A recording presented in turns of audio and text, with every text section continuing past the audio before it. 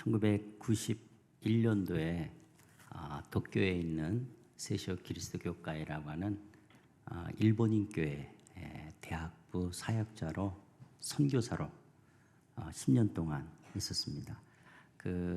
제가 섬겼던 교회 목사님 이름이 오야마 레이치 목사님이신데 이분은 일본의 박윤선 박사님이십니다. 일본의 박윤선. 그래서 일본인 현대인 성경.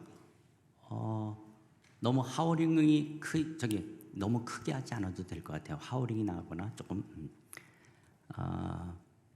그래서 일본인 현대인 성경을 완역하신 분이에요. 그래서 일본에 그 성경이 우리 같이 이렇게 개혁 성경이 있고 현대인 성경이 있다면 그 현대인 성경을 혼자서 다 완역하신 분이 이렇게 시중에 나와 있는.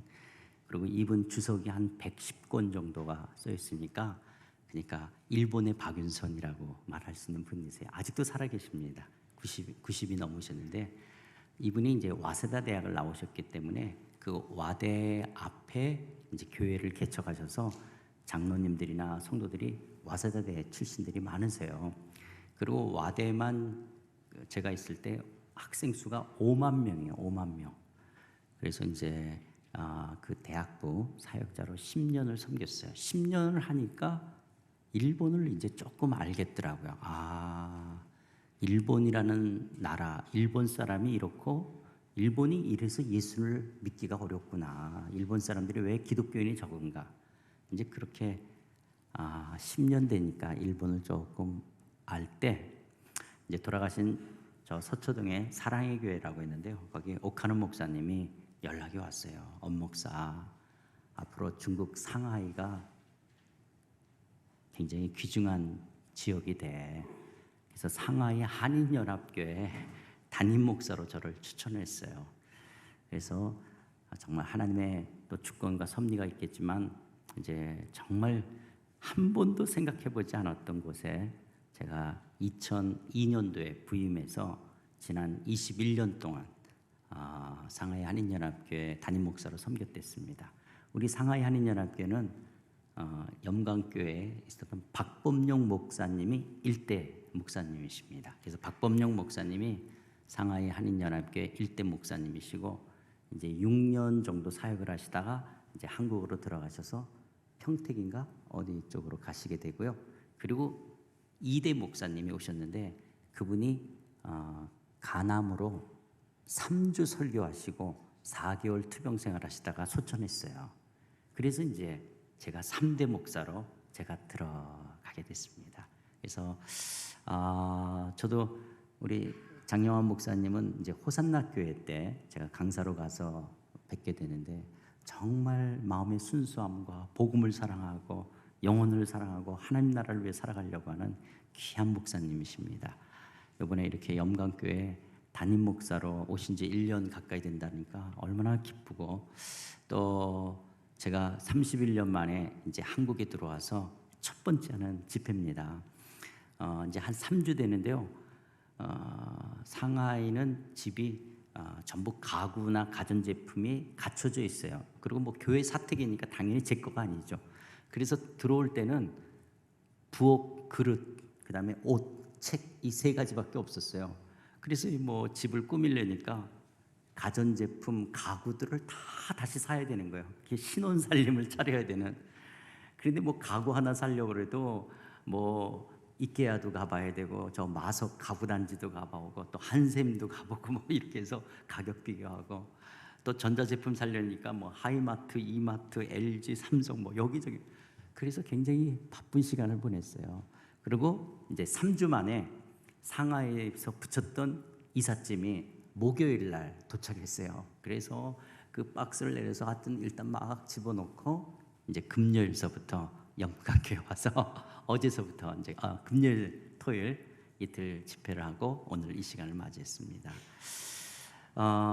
저는 이제 한국에서 좀 떨어져서 일본, 중국에서 한국 교회를 볼 때마다 참 하나님 앞에 감사함도 있지만 한쪽에 안타까움도 없지 않아 있었어요. 그런데 이렇게 제가 한국 교회 때로는 집회로 가다 보면 참 좋은 교회들이 참 많이 있어요. 그리고 참 좋은 목사님, 훌륭한 목사님들이 곳곳에 있어요. 그런데 안 드러나고 안 알려져서 그렇지 참 좋은 목사님, 참 좋은 교회가 많이 있습니다. 도리어 이제 이렇게 매스컴을 타고 대형 교회가 되고 알려지신 분들이 때로는 우리 마음을 참 안타깝게 하는 그런 불미스러운 일들이나 좀 안타까운 마음들이 있지. 그런 면 속에서 저는 이번에 염강교회 짧은 시간이지만 여러분과 함께하면서 참 좋은 교회다, 좋은 목사님을 하나님 보내주셨고 참 좋은 성도들이 있기에 여전히 한국교회는 소망이 있고 여전히 하나님께서 이 조국 땅을 붙드시고 이끌어 가실 줄 믿습니다. 이제 하나님이 세우신 우리 장영환 목사님과 더불어 하나님께서 역사하시는 것을 기대하시고 내일을 향하여 하나님께 영광이 되며 조국과 열방을 섬겨가는 아름다운 교회로 쓰임 받으시기를 주의 이름으로 축원드립니다. 자, 우리가 금, 토 이틀 동안 하나님의 나라에 대해서 여러분과 같이 말씀을 나눠드렸습니다. 혹시 영상으로 보신 분들 또 바쁘셔서 참석하지 못하신 분들은 이게 녹화가 돼 있죠. 그래서 홈페이지 들어가셔서 꼭 한번 다시 보시기를 바랍니다. 자, 신이 있느냐 없느냐, 신의 존재 여부는 증명의 문제가 아니라 전제와 선택의 문제입니다. 이 말이 무슨 말이냐면 여러분들 우리가 전도할 때 예수 믿으세요 그러죠. 예수 믿으세요. 여러분들고 누군가가 여러분에게 복음을 전할 때 내가 예수님을 영접하겠습니다, 제가 하나님을 믿겠습니다 라고 여러분들이 받아들였죠. 이런 것처럼 신이 있느냐 없느냐, 신을 믿겠다 안 믿겠다라는 것은 선택의 문제예요. 나 안 믿어, 나 믿어 라고 선택하는 거예요.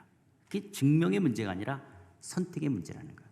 그런데 기독교는 내가 하나님을 선택한 것처럼 내가 믿겠다라고 시작했는데 나중에 알고 보니까 이 믿음도 하나님이 주신 거구나, 성령이 역사하신 거구나, 그래서 하나님이 주신 이 믿음으로 내가 선택할 수 있었구나를 나중에 깨닫는 거죠. 그러나 처음에는 내가 선택하는 거야. 이런 것처럼 신의 존재 여부는 증명의 문제가 아니라 전제나 선택의 문제라는 거예요. 왜 증명의 문제가 될 수 없느냐라고 말하면 여러분들이 학교 다닐 때 옛날에 빅뱅 이론이라고 들어보셨을 거예요. 빅뱅 이론에 의한다면 140억 년 전, 140년 전이 아니라 140억 년 전에 어떤 원초적인 물질이 있었다는 거예요. 이 원초적인 물질이 어떻게 생겼는지는 아무도 몰라요. 과학자들도 몰라요. 어쨌든 어떤 원초적인 물질이 있었다는 거예요. 이게 긴 시간, 얼마 동안인지 또 그것도 아무도 몰라요. 긴 시간에 거쳐서 우연의 방식으로 그래서 오늘날 같은 우주와 인간이 만들어졌다. 이게 무신론자들, 진화론자들의 기본 철학이에요. 그러니까 이 말은 기독교가 하는 말이 아니라 무신론자들과 진화론자들이 말하는 거예요. 그러면 빅뱅 이론을 우리가 받아들인다면 신이 있느냐 없느냐, 만약에 신이 있었다면 140억 년 전서부터 있어야 돼요.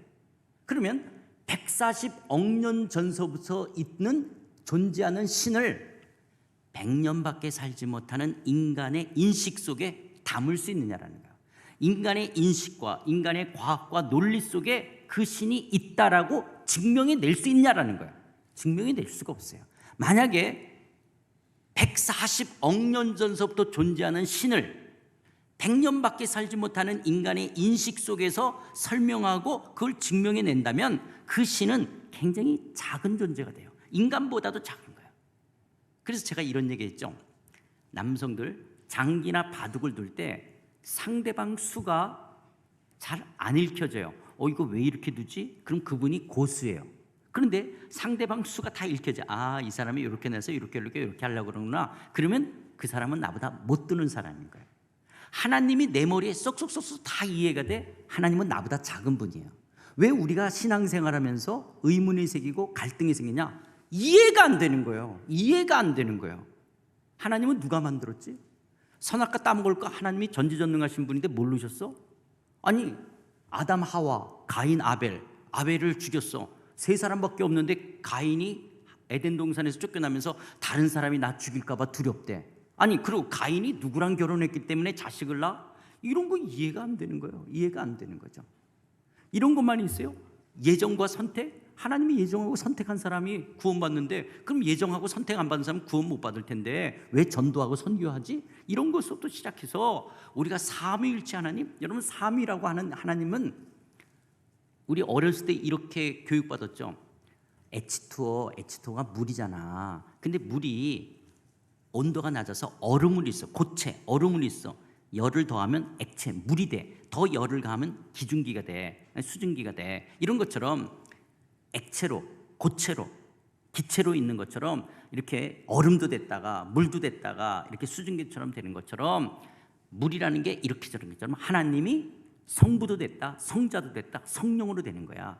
너한테는 아빠지, 엄마한테는 남편이야, 회사 가면 사장이야. 이렇게 삼위 하나님이 남편도 됐다, 아빠도 됐다, 이걸 양태론이라 그래요. 이건 다 이단이에요. 다 틀린 말이에요. 그러니까 여러분들이 지금까지 삼위일체를 예화로 이해했던 건 다 틀린 말이 돼요. 그걸 양태론이에요.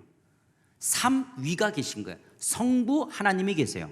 성자 하나님이 계세요. 예수님, 성신 하나님, 성령님이 계세요. 삼위가 계신데 하나라는 거예요. 그래서 이거는 그냥 꿀꺽 삼켜야 돼요. 인간의 논리로 설명할 수가 없어요. 삼위 하나님. 이런 부분들 속에서 인간의 논리로 이성으로 다 알 수가 없는 거예요. 그런데 사람들은 현대 문명과 더불어서, 근대 현대 문명과 더불어서 과학이라고 하는 것이 발전되어지면서 과학적으로 설명되고 과학적으로 입증돼야지만이 믿을 수 있는 팩트, 사실로 받아들이려고 하는 거예요. 근데 여러분, 이건 과학에 대한 오해예요. 과학은 눈에 보이는 것을 설명하는 것이라면 종교는 눈에 보이지 않는 것을 설명하는 거예요. 그런데 눈에 보이지 않는 종교, 하나님, 신의 영역을 보이는 과학으로 설명하라. 이건 과학에 대한 오해인 거예요. 그래서 여러분, 아인슈타인도 이렇게 말합니다. 과학과 종교는, 아인슈타인이 뭐라고 말해요? 과학과 종교는 대립하는 것이 아니다. 과학이 없는 종교는 소경과 같고 종교가 없는 과학은 절름발이와 같다. 그래서 종교와 과학은 양립되는 것이 아니라 보완적인 관계라고 하는 거예요. 이 아인슈타인은 예수 믿는 사람은 아니에요. 예수 믿는 사람은 아니었지만 아인슈타인이 이런 말을 하는 거예요. 과학과 종교는 대립되는 게 아니에요. 과학이 없는 종교는 소경과 같고 종교가 없는 과학은 절름발이와 같은 거예요. 종교와 과학은 양립되는 것이 아니라 보완적인 관계라고 하는 거예요. 그런데 어떤 사람을 만나면 과학적으로 증명이 안 된다라고 못 믿겠대요. 그거는 때로는 생각이 논리적으로나 때로는 무지한 말이에요. 그건 잘못된 말이에요. 그렇지 않은 거예요. 눈에 보이지 않는 하나님의 영역을 인간의 과학으로 다 설명할 수가 없다라고 하는 거예요. 그렇기 때문에 신이 있느냐 없느냐라는 것은 증명의 문제가 될 수가 없어요. 하나님이 살아있다는 걸 증명해봐, 내가 믿을게. 이거는 무식한 말이에요. 무식한 말이에요. 그래서 혹시 전도할 때 상대방이 그러면 그냥 속으로 이분이 논리적인 게 굉장히 약한 거구나, 잘 몰라서 이렇게 말하는구나 라고 생각하시면 돼요. 증명해낼 수가 없어요. 거꾸로, 그럼 신이 없다라는 걸 증명해봐, 증명해낼 수가 없는 거예요. 이런 증명의 문제가 아니라 어떤 사람은 자기가 어떤 나름대로의 신념의 체계 속에서 전제하는 거예요. 나는 신이 있다라고 전제하겠다. 나는 신이 없다라고 전제하겠다. 나는 신이 있다라고 선택하겠다. 나는 신이 없다라고 선택하는 전제와 선택의 문제 된다는 거예요. 그래서 기독교인들도 우리도 처음에 인간적인 면으로 보면 내가 선택하는 거예요. 나 하나님 믿겠어요. 내가 예수님을 영접하겠어요. 내가 선택하는 거예요. 그런데 나중에 보면 이렇게 선택할 수 있는 믿음도 누가 준 거예요? 하나님이, 성령님이 주셨다는 걸 나중에 알게 되어지는 거죠. 그러나 1차적으로는 내가 선택하는 거예요. 내가. 그래서 어떤 사람은 전도하면 안 믿어요 이렇게 말하면 믿지 않겠다, 안 선택하겠다라고 하는 것이죠. 그런 것이죠. 그러면 나는 신이 없다를 선택하는 사람들을 우리는 무신론자라고 말해요. 신이 없다, 무신론자. 신이 있다라고 선택하는 사람을 유신론자라고 그래요. 유신론자라고 그래요. 근데 신이 있다를 선택하는 유신론자들 가운데 그 신이 있다라고 하는데 그 신을 크게 두 부류로 나눌 수 있어요. 첫 번째는 어떤 신이냐? 인간과 소통하지도 않고 소통할 수 없는 신이 있어요. 눌러.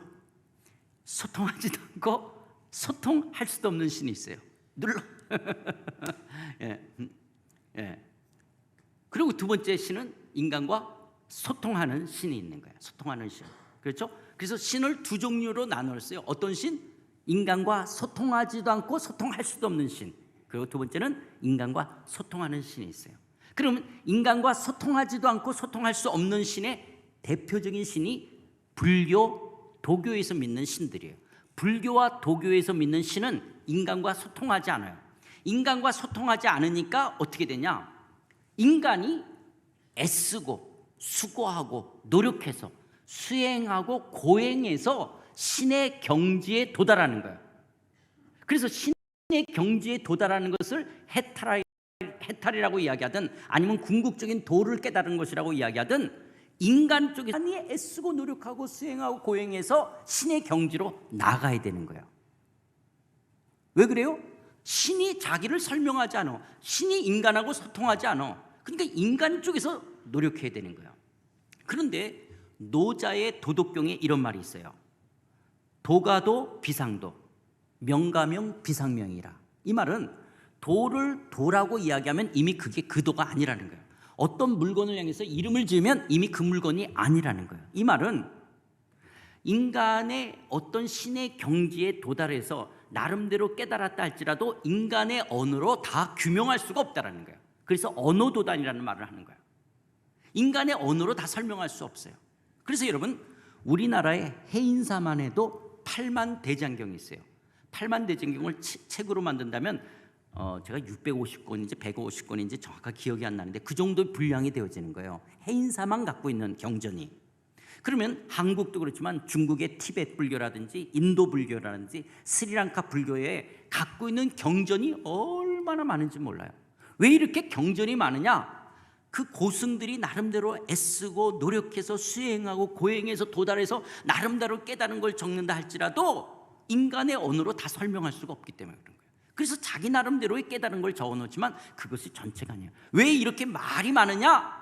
신이 자기를 설명하지 않는 거예요. 신이 인간하고 소통하지 않으니까 인간 쪽에서 나름대로 깨달은 걸 적은 거예요. 예를 들어서 여러분, 우리나라에 성철 스님이 계셨어요. 성철 스님이 장좌불화, 이렇게 양반다리 앉는 것처럼 하면서 토굴 같은 어두운 데서 암중모색 하듯이 도를 이 수행 과정을 갖는 거예요. 8년을 수행하는 거예요. 그렇게 수행하시면서 깨달은 게 뭐예요? 나오셔서 8년 동안 수행하고 나오셔서 뭐라 그래요? 산은 산이요 강은 강이로다. 그럼 산은 산이고 강이 강이지. 그런데 이 말에 얼마나 깊은 동양 철학을 다 담고 있는 말인지 몰라요. 그런데 이렇게 도사처럼 이야기하는 말이 뭐냐? 인간의 언어로 다 설명할 수가 없다는 거예요. 인간의 언어로 다 규명할 수가 없다는 거예요. 그래서 이 불교나 도교는 끊임없이 그 어두운 방에서 더듬더듬 찾아가는 암중모색하는 거예요. 그러면서 뭔가 그 신의 경지로 나갔다 할지라도 인간의 언어로 다 설명할 수 없는 거. 왜 그래요? 신이 인간과 소통하지 않기 때문에 그런 거예요. 근데 반면에 인간과 소통하는 신이 있어요. 유일하게 하나님이에요. 왜 하나님은 인간과 소통하느냐? 왜 인간과 소통하냐면 인간이 노력하고 애쓰고 수행하고 고행한다 할지라도 하나님께 나갈 수가 없어요. 하나님은 거룩하시기 때문에 인간의 노력으로, 인간의 어떤 의로 하나님 앞에 나갈 수가 없어요. 그래서 하나님은 어떻게 하셨냐? 하나님이 직접 우리에게 찾아와서 인간과 소통하시는 하나님이에요. 하나님이 우리에게 다가오시는 거예요. 하나님이 인간을 찾아오시는 거예요. 그래서 우리와 소통하시는 거예요. 그래서 기독교는 옛날 믿었던 사람이나 오늘 믿는 사람이나 앞으로 믿을 사람이나 또 아프리카에서 믿는 분이나 중앙아시아에서 믿는 분이나 미국에서 믿는 분이나 오세아니주에서 믿는 동남아시아에서 한국에서 믿는 분이나 다 기독교는 똑같아요. 똑같은 말을 해요. 왜 그래요? 하나님이 자기를 우리와 소통하시기 때문에 우리는 우리에게 말씀하시는 그 하나님을 믿기 때문에 기독교는 옛날이나 지금이나 어느 곳에서 믿든 똑같은 신앙 고백을 갖게 되어지는 거예요. 왜? 하나님이 자기를 우리에게 이야기하고 계시기 때문에 그런 거예요. 소통하시는 하나님이시라는 거예요. 자, 그렇다면 하나님은 인류 역사 중에서 제일 먼저 누구랑 소통하셨을까요? 인간들 가운데 하나님은 제일 먼저 누구랑 소통하셨을까요? 누구랑 소통했을까요? 인간 중에서 제일 먼저 누구랑 소통했을까요? 아담 하와 선악과 이야기를 누가 썼죠? 모세가 썼어요. 노아 이야기, 아브라함 얘기, 이삭, 야곱 이야기를 누가 썼죠? 모세가 쓴 거예요. 이스라엘 백성들이 애굽에 그 요셉에 의해서 들어가게 되고 430년 동안 있게 되고 모세에 의해서 출애굽해서 광야 생활하다가 가나안까지 이르게 된 거 그거 누가 쓴 거죠? 모세가 쓴 거예요. 창세기, 출애굽기, 레위기, 민수기, 신명기 누가 썼어요? 모세가 쓴 거예요. 그러니까 하나님이 인류 역사상 제일 먼저 누구랑 소통했냐? 모세랑 소통한 거예요. 모세랑 소통하신 거예요. 아주 재밌는 거죠. 그러니까 이걸 누가 알게 했냐? 모세를 통해서 하나님이 우리에게 알게 하신 거예요. 오, 하나님이 아담과 하와를 만드셨구나. 그런데 아담과 하와가 선악과를 따먹었구나. 아, 노아라는 사람이 있었구나. 아브라함, 이삭, 야곱이 있었구나. 이게 다 누구를 통해서 우리에게 알게 됐어요? 하나님이 모세와 소통하시면서 우리에게 알려주신 거예요.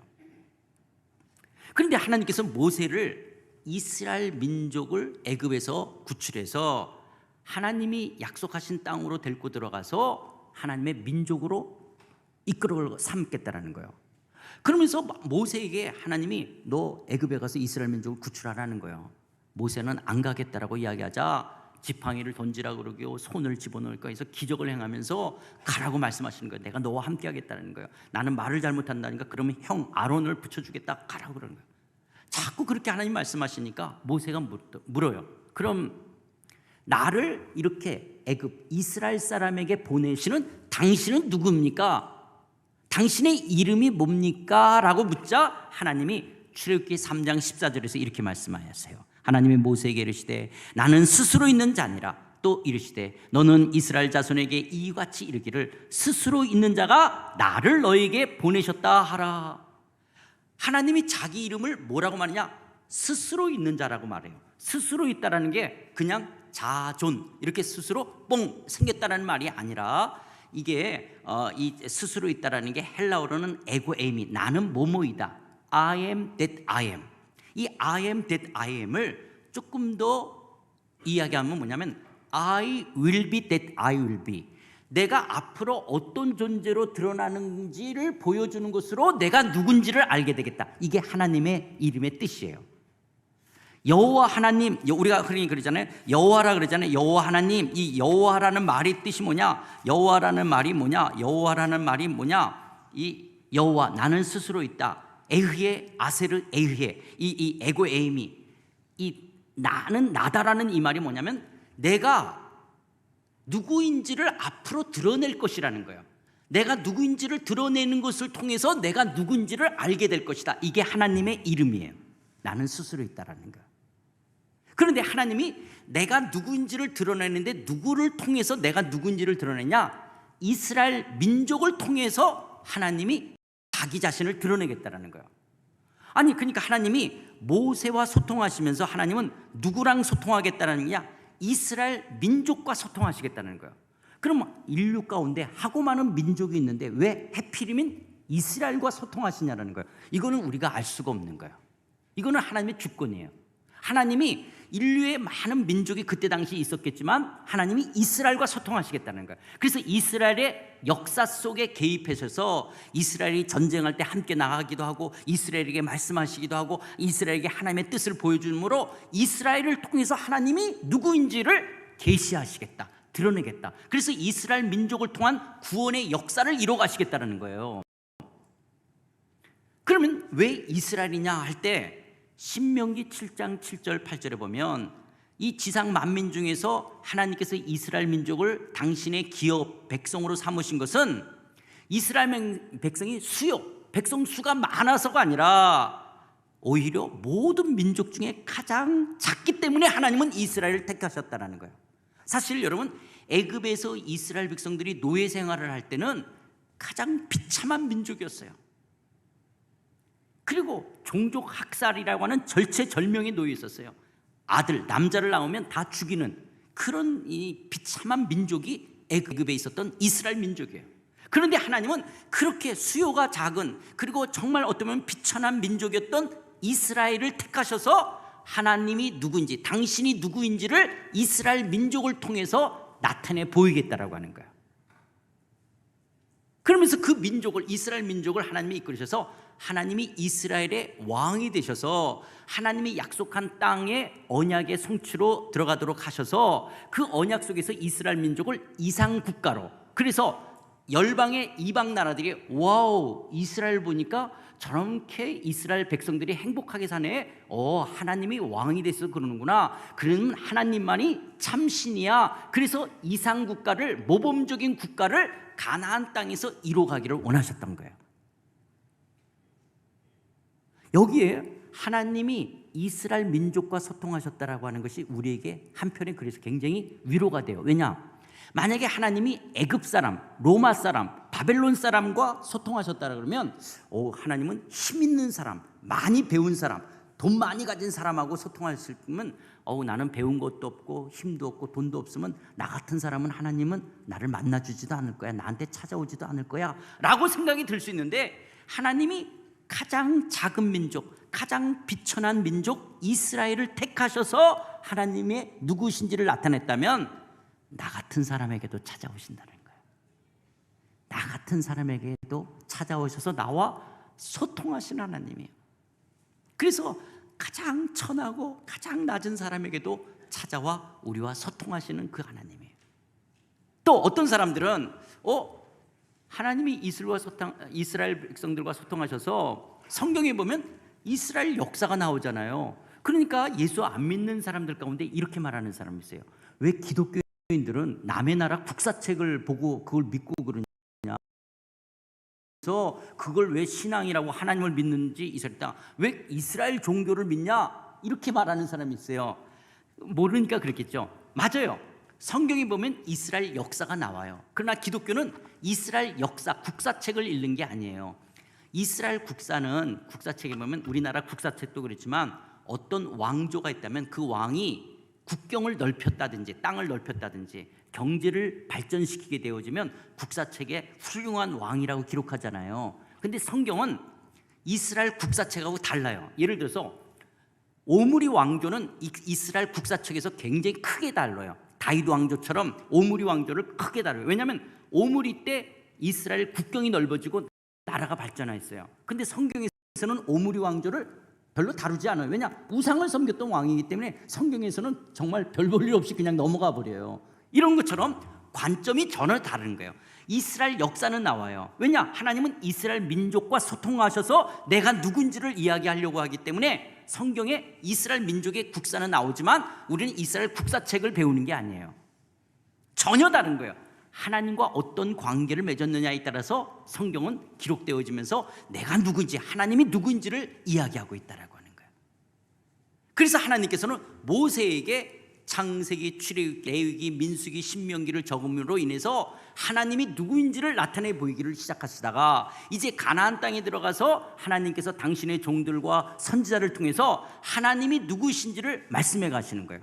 그런데 하나님께서 이렇게 이스라엘 민족을 택하셔서 열방 가운데 모범국가, 이상적인 국가가 돼서 하나님만이 참신인 것을 드러내려고 했는데 글쎄 이스라엘 백성들이요, 가나안 땅에 들어가서 하나님을 저버리는 거예요. 하나님의 다스림, 통치를 받으려고 하지 않는 거예요. 왜 그러냐? 이스라엘 사람들은 그동안 유목 생활을 했어요. 양을 치고 가축을 기르는 것을 통해서 먹고 살았어요. 그런데 광야 생활을 하고 이제 가나안 땅에 들어가니까 가나안 땅에서는 유목 생활도 있었지만 농경 생활로 바뀌어요. 그래서 정착하면서 살게 되어지는 거예요. 젖과 꿀이 흐른다라고 하는 것은 이제 유목 생활과 농경 생활이 함께 할 수 있는 그런 땅을 이야기하는 거예요. 이게 젖과 꿀이 흐르는 땅이에요. 그런데 이 농경 생활을 하는데 이스라엘 민족이 가나안 땅에 도착하자마자 만나가 끝나는 거예요. 그 전까지는 만나가 매일 내렸기 때문에 만나로 먹고 살 수 있었어요. 근데 이제 만나가 내리지 않게 되어지냐, 이스라엘 사람들이 이제 뭐 먹고 살아야 돼요? 가나안 농산물을 먹고 살아야 되는 거예요. 그러면 추수를 했을 때 풍년이 들어야지 내일의 보장이 있게 되어지는 거예요.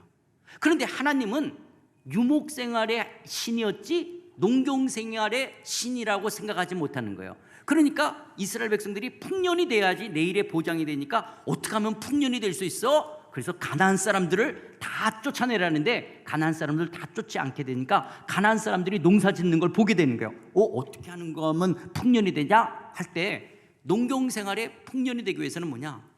태양빛이 비춰야 되잖아요. 태양의 일조량. 그리고 굉장히 중요한 게 뭐예요? 물이 있어야 되는 거예요. 물. 이렇게 태양과 물, 비를 주장하는 신이 바알신인 거예요. 그 다음에 이 농경 생활에 또 중요한 게 뭐냐? 인력, 농사할 수 있는 사람이라든지 충력, 가축들이 많아서 끈다든지 이런 다산이 굉장한 농경 생활의 축복이에요. 유목 생활에도 그렇겠지만. 그래서 이런 다산을 가져다 주는 신이 아세라 신. 그래서 남성 신인 바알 신과 여성 신인 아세라 신을 섬기면서 거기서 간음을 행하는 거예요. 성을 행하는 거예요. 어저께도 이야기 드렸죠? 암컷 양하고 수컷 양이 결합하면 뭐가 생겨요? 돈이 생기는 거예요. 비즈니스가 생기는 거예요. 그래서 가나안 종교에 왜 항상 성행위가 들어가냐? 성적인 감각이 아니라 그 성행위를 하는 것을 통한 다산을 그리는 거예요. 그래서 여러분 인도의 그 힌두교 같은 게도 신전 보면 막 이렇게 성교하는 게 그려져 있기도 하는 거고, 불교에도 여자 그래서 불상이 있어요. 가슴이 있는 불상이 있는 거예요. 한국도 천하대장궁, 지하여장궁, 이렇게 남성과 여성, 음양의 원리들을 갖고 이야기하는 게, 이게 전부 뭐냐? 축복, 우리를 복을 달라고 신에게 구하는 것들이 이게 가나안 종교예요. 그래서 모든 종교의 뿌리가 바로 이 가나안 종교로부터 나오는 거예요. 그러니까 하나님만이 참신인데 이스라엘 백성들이 그 하나님을 저버리고 풍년이 돼야지 먹고 살 수 있고 내일이 보장이 된다라고 바알과 아세라 신을 섬기는 거예요. 그러니까 하나님이 선지자를 통해서 돌아오라고 그러면서 이제 하나님도 농경 생활로 표현해요. 내가 이른 비와 늦은 비를 주는 게 나다. 내가 너희들이 나를 섬기면 황충이나 메뚜기가 이 곡식을 먹지 않겠다. 그 곡식이 떨어지지 않게 하겠다라고, 풍년이 들게 하겠다. 기근이나 흉년이 있지 않게 하겠다라고 이야기하는데도 이스라엘 백성들이 하나님만을 온전히 예배하지 않고 하나님을 떠나 바알과 아세라 신을 섬기게 되는 거예요. 그래서 결국은 어떻게 되냐? 하나님께서 선지자를 통해서 이들을 심판하시고, 그러나 마침내 구루터기 이 남은 자들을 회복할 것이라고 말씀하시면서 북쪽 이스라엘이 BC 721년에 아수르에게 멸망을 당해요. 그래서 북쪽 이스라엘이 멸망을 당하고 그 아수르를 바벨론이 멸망을 시키면서 남쪽 이스라엘 유다도 BC 587년에 멸망을 당하면서 예레미야의 예언대로 바벨론에 가서 70년 동안 식민지 생활을 하게 되어져요. 그래서 이스라엘이 바벨론의 식민지 하에서 통일이 되어져요. 그러면서 70년이 지난 다음 예루살렘으로 돌아오게 되지만 그 자녀들은 하나님을 경험해 보지는 못했던 사람들이에요. 그냥 부모들은 하나님을 경험했지만 이들이 바벨론에 있으면서 하나님을 많이 경험해 보지 못하니까 돌아와서는, 자, 왜 우리 이스라엘 민족이 이렇게 아수르나 바벨론에게 멸망을 당하고 식민지 생활했지? 그래, 우리가 하나님을 섬기지 않아서 그래. 그래서 돌아와서 스룹바벨의 성전, 하나님의 성전을 만들었지만 그건 단순한 복만을 기대하지 마음으로 전심으로 하나님을 예배하지 않았어요. 그래서 예를 들어서 율법대로 제사를 지낸다면 집에서 흠없고 점없는 양을 데려다가 제사를 드려야 되거든요. 그러면 흠없고 점없는 양이 제사를 드리러 가게 되어지면 제사장이 죽이잖아요. 그러니까 어차피 가면 죽을 거니까 돈이 별로 안 되는 양들, 그냥 병이 들었다든지 흠이 있다든지 문제가, 어차피 가면 죽으니까 그래서 그런 양을 데려다가 제사를 지내는 거예요. 이렇게 형식적인 종교로 전락되어 버리는 거예요. 그냥 마음으로 하나님을 예배하지 않는 거예요. 하나님을 경외하지. 이것을 선지자들이 안타깝게 여기면서 하나님께서 말라기 선지자를 통해서, 야, 그런 재물 니네 총독한테 갖다 줘봐라. 받겠냐? 그렇게 마음이 없는, 하나님을 향해서 그렇게 하나님을 무시하고 멸시하듯이 제사를 드리는 걸 안타깝게 하면서 하나님께서 이제 이스라엘에게 말씀하지 않는, 그러면서 하나님이 어떤 것을 예언하시냐? 장차 하나님의 아들 메시아가 오실 것을 이야기를 하면서 끝나요. 그러면 이 말라기 선지자 이후에 400년 동안 침묵, 하나님으로부터 말이 없게 되어질 때 어떤 일이냐? 이 바벨론은 페르시아에게 멸망을 당해요. 페르시아는 헬라, 알렉산더 대왕에 의해서 멸망을 당해요. 그래서 지금 이스라엘은 지금 이 알렉산더, 헬라의 식민지 아래에 있었어요. 헬라의 식민지 아래에 있어요. 근데 알렉산더 대왕은, 여러분 옛날 세계사 배운 거 조금 이야기할게요. 우리 어르신들 남의 나라 사람들 이름이라 조금 어색할 거예요. 근데 이게 세계사에서 나오는 거거든요. 알렉산더 대왕이 그때 당시 온 천하를 다스리는 거예요. 근데 알렉산더 대왕이 30살 젊은 나이에 죽어요. 요절을 해요.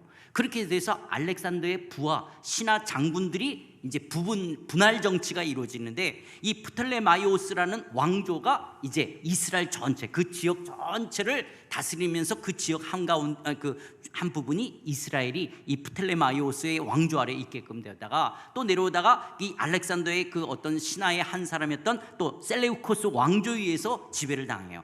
이러니까 이제 이스라엘 유다가 반짝 독립운동을 해요. 그래서 마따디아를 통해서 마카비 혁명을 일어나면서 100년 동안 하스몬 왕조를 유다가 건설하게 돼요.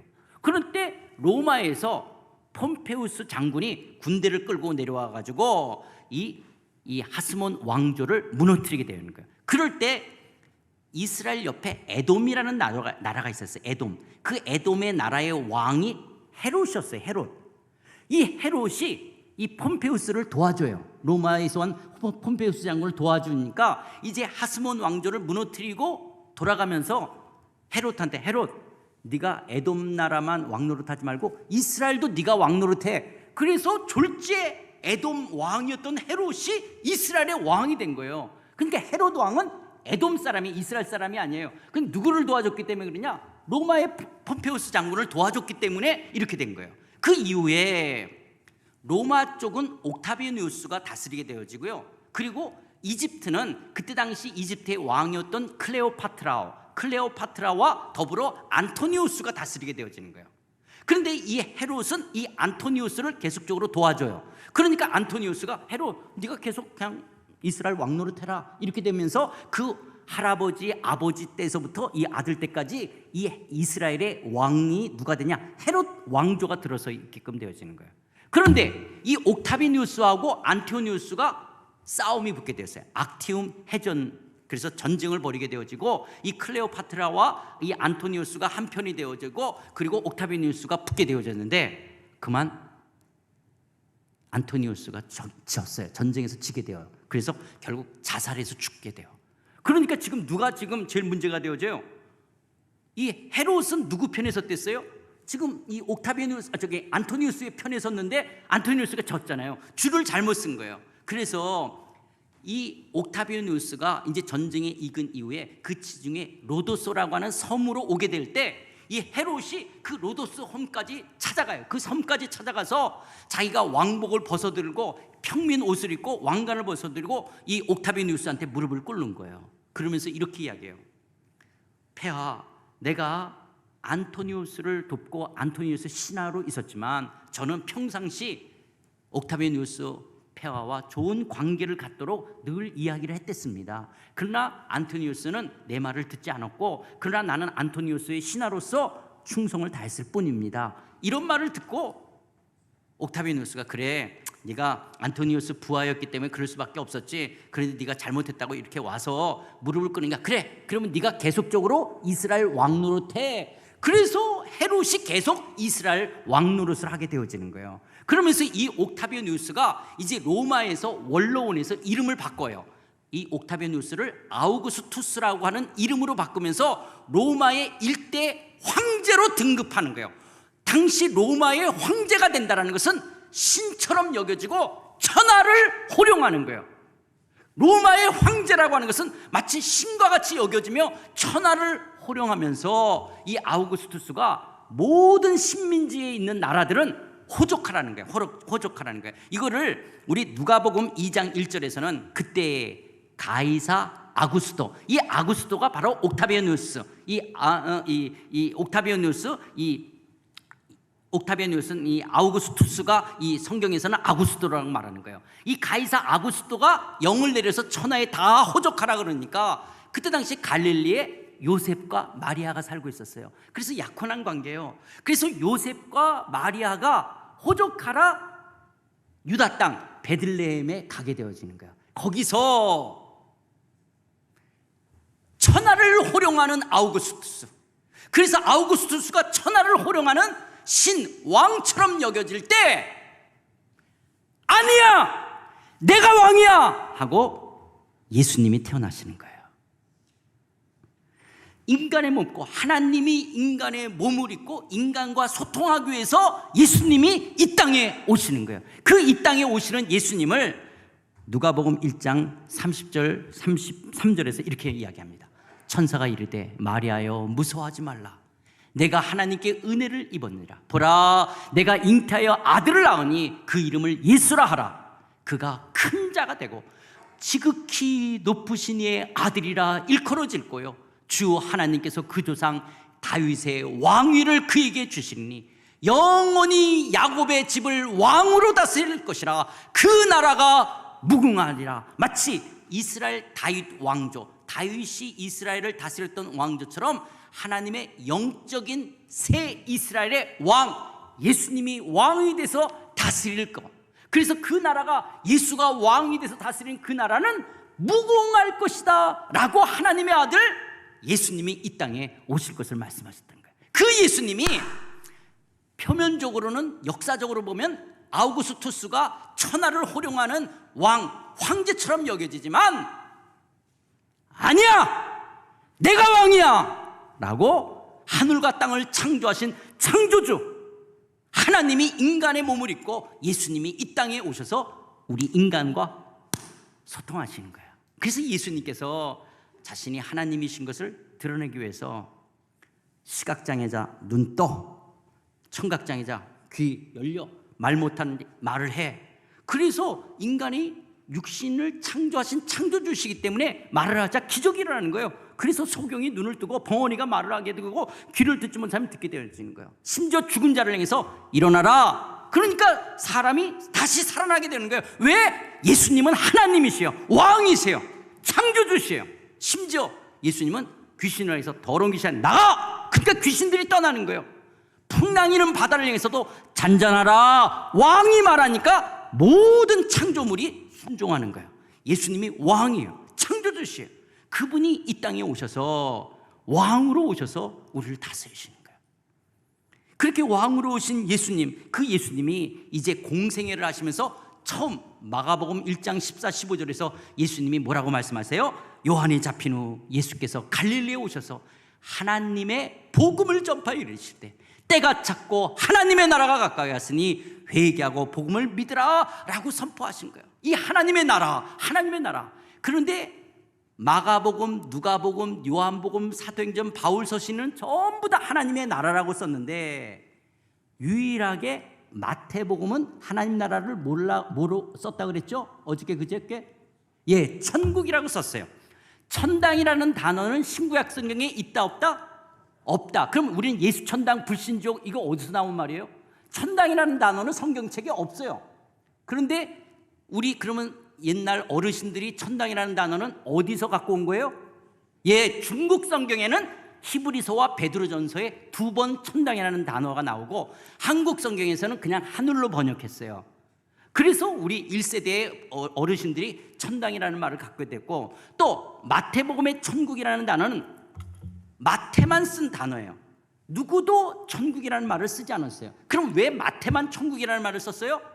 마태는 유대인들에게 메시아, 하나님의 아들 예수님이 바로 우리의 왕으로 오셨다라고 하는 것을 유대인들에게 이야기하려고 하는 거예요. 근데 유대인들은 율법을 섬겼던, 율법을 지켰던 사람이에요. 근데 십계명에는 여호와의 이름을 망령되이 부르지 말라는 십계명 3계명이 있기 때문에 이스라엘 사람들은, 유대인들은 하나님 여호와라는 이름을 안 하고 대체요 하나님의 이름을 대신하는 말로 아도나이, 주라는, 또 하나가 탕자가 아버지께 돌아오면서 뭐라 그래요? 내가 하늘과 아버지께 죄를 졌다. 그러면 이스라엘 사람들은 다 알아들어요. 하늘 그러면 하나님, 여호와 하나님 이렇게 알아듣는 거예요. 그래서 마태는 유대인들에게 편지를 쓰고 있기 때문에 하늘이라는 말을 쓰는 거예요. 하늘. 그러면 다 유대인들은 하나님으로 알고 있으니까. 그리고 나라는 다스린다, 왕권, 주권을 나타내요. 바실레이야 그러면 다스린다, 왕권, 주권 이걸 아는 거야. 하늘나라, 하나님이 다스린다, 하나님이 통치한다는 거예요. 그래서 하늘나라라고 마태는 적었어요. 그러면 이스라엘 사람들은 다 어떻게 알아들어요? 하나님이 다스린다 이렇게 알아듣는 거예요. 그런데 마태복음을 한자 문화권에 와서 번역을 해요. 한자 문화권에서 번역하니까 하늘 그러니까 하늘천 이렇게 번역한 거예요. 하늘천 그러면 우리는 어떻게 하나요? 저기 스카이, 해와 달과 별이 있고 공중 위에 구름이 있고 새가 날아다니는 저 하늘, 거기에 그 어딘가에 수금지와 목토 천해명, 저기 하늘 어딘가에 나라 그러면 우리는 또 어떻게 하냐? 지리적 영토적 개념을 생각하는 거예요. 그러니까 저기 혹성들 별들 안에 어떤 나라가 있을 것이다. 거기가 천당. 근데 마치 초가집처럼 집당자를 쓰면서 거기가 천국이 있어서 거기에 마치 옥황 황제가 이렇게 앉아있고 시녀들이 이렇게 부채질하는 것처럼 하나님이 보좌에 앉아있고 천사들이 노래하면서 할렐루야 할렐루야 할 것처럼 우리가 생각하는 게, 이게 다 잘못된 생각이에요. 그건 동양에서 이야기하는 것이 그 말이 아니에요. 천당이라는 말이 뭐냐? 천국이라는 말이 뭐냐? 10의 23승을 내가 만들었고 내가 다스린다, 이 말이 천당이에요. 천국이요. 그게 하나님의 나라예요. 하나님이 다스린다, 하나님이 왕이야. 이게 천당이라는 말, 천국이라는 말이에요. 그런데 우리가 그만 한자 문화권의 번역 속에서 이거를 제대로 이해하지 못한 거예요. 자, 그러면 한자 문화권은 그랬다 할지라도 그러면 서구권, 영어를 쓰는 서구권은 어떠냐? 서구권에서는 마태복음을 킹덤 오브 헤븐으로, 킹덤으로 번역했어요. 왕국. 그렇기 때문에 우리들보다는 더 피해를 입을 수 있었겠지만, 서구권은 플라톤의 이원론이라든지 영지주의 사상으로 이원론적인 개념이 있어서 하늘에 대한 바른 개념을 서구권도 잘 알지 못했어요. 이걸 언제 제대로 알게 되냐? 아직 100년도 안 됐어요. 1940년 헤르만 리델보스라는 사람이 더 카밍 오브 더 킹덤이라고 하는 이 논문이 발표되어지면서 서구권이 1940년 돼서 하나님의 나라라고 하는 것을 이해하게끔 되어질 거예요. 그러니까 1800년대 1900년 초에 나온 선교사들도 하나님의 나라를 제대로 알지 못했던 거예요. 그래서 이거는 하나님의 계시가 점진적으로 발전되어지고 알려진 것처럼 우리들이 놀라운 축복, 이 진리를 더 많이 알게 되어진 거예요. 그러니까 우리 부모님, 우리의 한국교회 1세대 어르신들을 뭐라 그럴 수가 없는 거예요. 그분들은 잘 몰랐고 또 그때 왔던 선교사님들도 잘 몰랐기 때문에 그럴 수밖에 없는 거예요. 그런데 우리가 잘 몰랐기 때문에 어떤 문제가 생겼느냐? 천당, 천국으로 배웠기 때문에, 하나님 나라를 천국, 천당으로 배웠기 때문에 자꾸 죽어서만 가는 곳으로 한다는 내세론으로 빠져버린 거예요. 이 내세론으로 빠져버리면 어떤 문제가 생기냐? 지금 현재 예수 믿는 사람들이 미성숙하게 되는 거예요. 하나님은 지금 우리의 왕이 되셔서 하나님의 백성답게 이 땅에서 우리의 인격과 성품이 성숙되기를 원하는 거예요. 그런데 우리는 이 땅에서 하나님의 다스림을 받고 인격적으로 성품적으로 성숙해지기보다는 죽어서 좋은 데 가는 것으로만 자꾸 생각하는 거예요. 죽어서 파라다이스를 가는 거. 이런 내세론으로 천국, 천당이 오해되면 안 된다는 거예요. 천당, 천국은 하나님이 다스린다라는 거예요. 내가 왕이야, 내가 역사의 주관자야, 이걸 이야기하는 거예요. 그런데 우리가 이 땅에 살면서 하나님이 왕인데 누가 왕 노릇하려고 그러죠? 자기가 왕 노릇하려고 하는 거예요. 이걸 성경은 죄라고 말하는 거예요. 네가 왕이 아니야, 내가 왕이야. 그런데 인간들은 자꾸 자기가 왕 노릇해요. 내 인생이에요. 내가 왕이에요. 내가 내 육체와 마음이 원하는 대로 살아가는 거예요. 내가 빛보다 어둠을 더 사랑하는 거예요. 내 육체와 정욕대로 내가 살아가는 거예요. 이걸 성경이 죄라는 게, 네가 왕이 아니야, 내가 왕이야.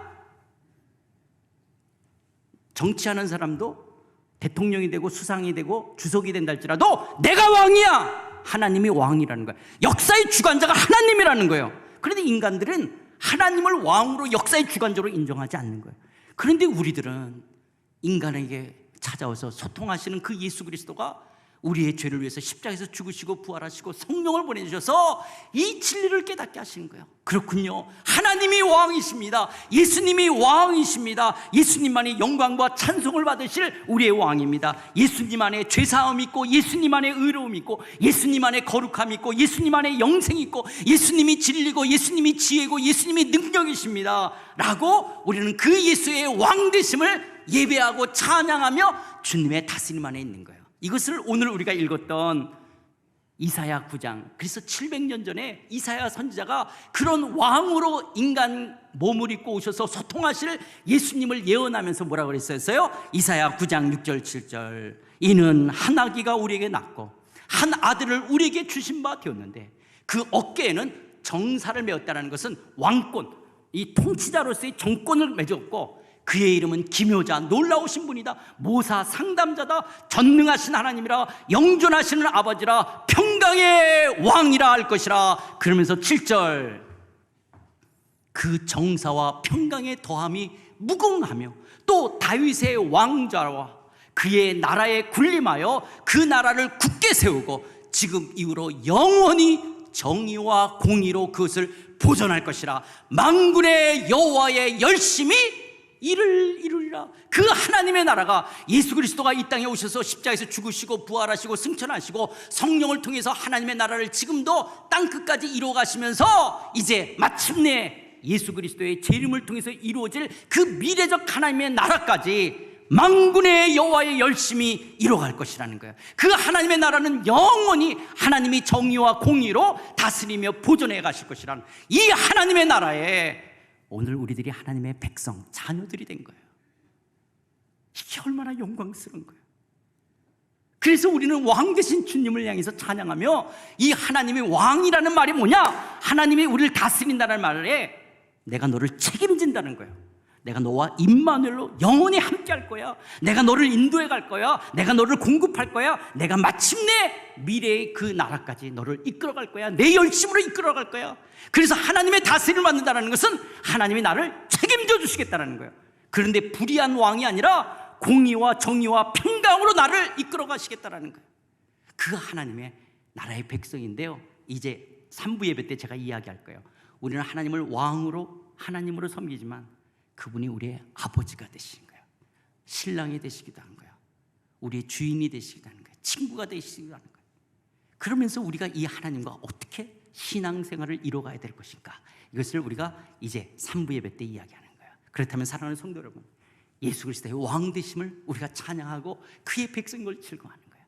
우리가 비록 이 땅에 두 발을 딛고 살지만 우리는 이 땅에 속한 자가 아니라 하늘에 속한 하나님을 왕으로 섬기는 자들이에요. 아무리 세상에 돈을 많은 가진 재벌 회장들이 있고 정치가들의 권력이 있다 할지라도, 비록 이 땅에 우리들이 가진 것이 없다 할지라도요, 그런 로마의 식민지 아래에 있었던 이스라엘의 서민들, 그래서 그들이 정치적으로 종교적으로 억압과 착취를 당할 그들을 향해서 예수님 뭐라 그러냐?